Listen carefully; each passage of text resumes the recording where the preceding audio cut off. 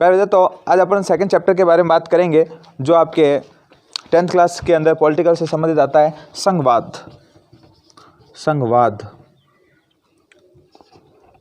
संघवाद द है, संघवादी है।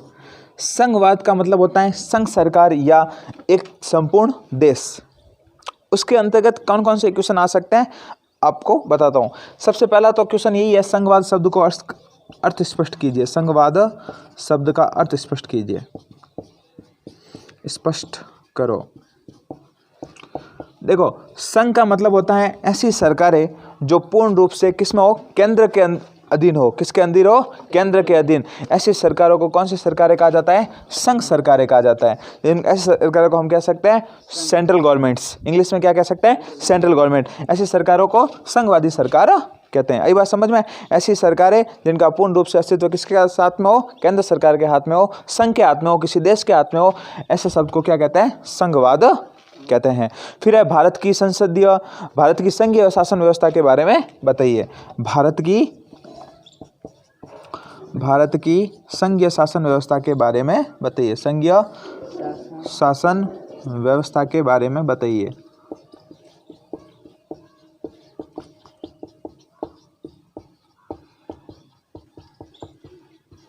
देखो, भारत की संघीय शासन व्यवस्था, कैसी शासन व्यवस्था, संघीय शासन व्यवस्था। तो भारत में दो प्रकार की शासन व्यवस्था है, एक तो केंद्र और एक राज्य। ठीक है ना। संघीय मतलब संघ, देश की। तो केंद्र शासन व्यवस्था कैसी बात, केंद्र दो पार्ट में, एक तो लोकसभा है और एक राज्यसभा। ठीक है ना। विधानसभा और विधान परिषद होती है राज्यों के अंदर।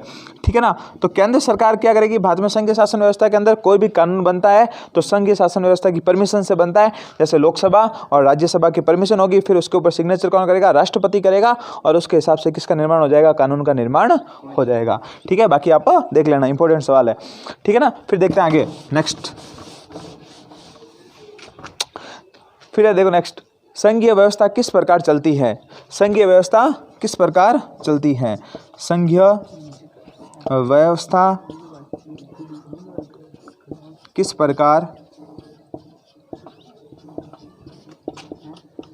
चलती है। देखो, संघीय व्यवस्था किस प्रकार चलती है कि सरकारों के ऊपर डिपेंड करती है। सुनो, किसके ऊपर, सरकार के ऊपर, संघ सरकार के ऊपर डिपेंड करेगी। किसके ऊपर डिपेंड करेगी, संघ सरकार के ऊपर, कि संघ सरकार क्या नियम और रेगुलेशन वगैरह बनाएगी और किस प्रकार से कार्य करेगी। तो ठीक है ना। संघीय व्यवस्था किस प्रकार चलती है कि संघ सरकार द्वारा चलाई जाती है, जिसके अंदर कौन होते हैं, राष्ट्रपति होगा, लोकसभा होगी और राज्यसभा होगी। वो कानूनों का निर्माण करेगी और उन्हीं कानूनों के द्वारा क्या होगा, आगे का कार्य किया जाएगा। तो किसी भी देश के अंदर संघीय शासन व्यवस्था किस प्रकार चलती है, उस देश के कानूनों के हिसाब से चलती है। हाँ, संविधान के अनुसार चलती है। ठीक है। फिर देखो नेक्स्ट क्वेश्चन, चौथा नंबर देखते हैं। नेक्स्ट क्वेश्चन देखते हैं अपन, गठबंधन सरकार से आप क्या समझते हैं। ठीक है ना। गठबंधन सरकार से आप क्या समझते हैं। सरकार से आप क्या समझते हैं, आप क्या समझते हैं। देखो, होता क्या है, गठबंधन का मतलब है कि जैसे अपन बात करें कि इतने सारे समूह के अंदर क्या है, लोग हैं। ठीक है ना। अब यहाँ पर एक व्यक्ति है। ठीक है ना। अब क्या करना है, यहाँ पर चुनाव जीत कर आना है, मतलब सरकार बनानी है। अब सारे व्यक्तियों को 10 वोट मिल गए। तो अब किसी भी सरकार नहीं बन रही है। सरकार बनने के लिए कितने, 60 वोट चाहिए। कितने वोट चाहिए, 60। तो 1 2 3 4 5 और 6 ने मिलकर क्या करेंगे, सरकार बनाएंगे मिलकर। तो ऐसी सरकारों को कौन सी सरकारें कहेंगे।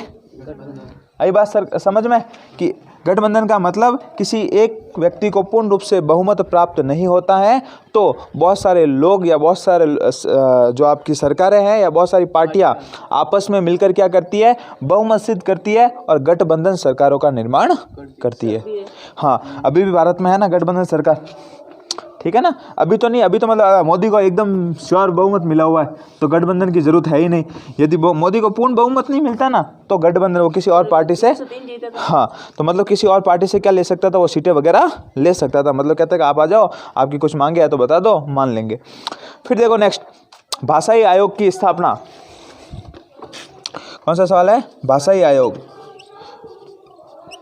भाषाई आयोग की स्थापना, आयोग की स्थापना क्यों की गई, क्यों की गई। देखो भाषाई आयोग की स्थापना क्यों की गई? जब भारत आज़ाद हुआ तो उस समय क्या हो गया कि भाषा के लेकर बहुत सारे विवादित मुद्दे खड़े हो गए, ताकि इसलिए इसकी स्थापना की गई ताकि क्या हो सके कि भाषा के आधार पर राज्यों का निर्माण किया जा सकते, ठीक है ना। किसके आधार पर? भाषा के आधार पर राज्यों का निर्माण किया जा सके, इसके लिए किस आयोग की स्थापना की गई? भाषाई आयोग की स्थापना की गई, ठीक है ना। फिर देखो आगे, केंद्र व राज्यों के संबंध को बताइए। केंद्र व राज्यों के बीच में क्या बताने हैं अपन को? संबंध बताने हैं। केंद्र व राज्य के मध्य संबंध बताइए। केंद्र व राज्य के मध्य संबंध, इंपॉर्टेंट सवाल है। केंद्र किसका और राज्य के बीच में क्या बताने हैं अपन को? संबंध बताने हैं। केंद्र सरकार किसके अनुसार कार्य करेगी? लोकसभा खुद के अनुसार काम करेगी, वो किसी राज्य सरकार का तो ऑर्डर थोड़ी मानेगी। केंद्र सरकार है तो होता है क्या इन दोनों के संबंध में बीच में कि यदि केंद्र सरकार कोई भी कानून को लागू करेगी तो राज्य सरकार का ये दायित्व है कि उस कानून को क्या करे? राज्यों के अंदर लागू करे। केंद्र सरकार राज्य सरकार से कहते हैं कि आपने इस प्रकार से काम करना है तो राज्य सरकार को उस प्रकार से क्या करना पड़ेगा? कार्य करना पड़ेगा। यदि वो ऐसा कार्य नहीं करेगी तो राज्य सरकार को क्या माना जाएगा?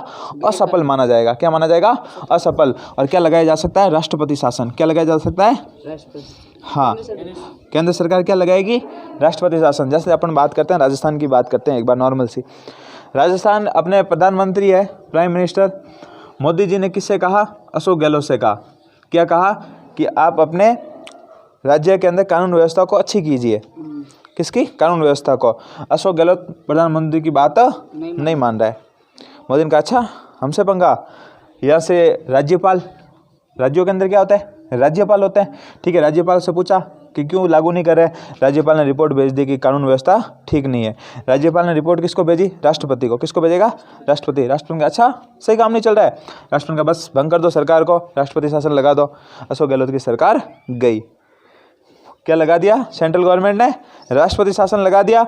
अब क्या होगा?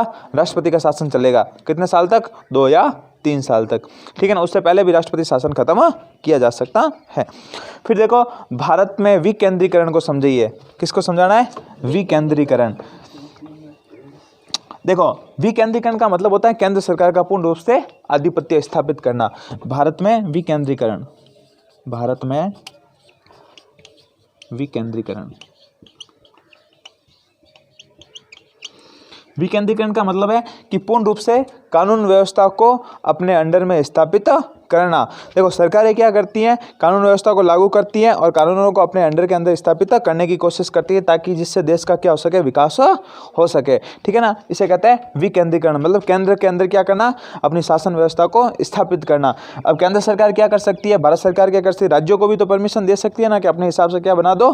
कानून बना दो। ये होता है विकेंद्रीकरण, ठीक है। ओके।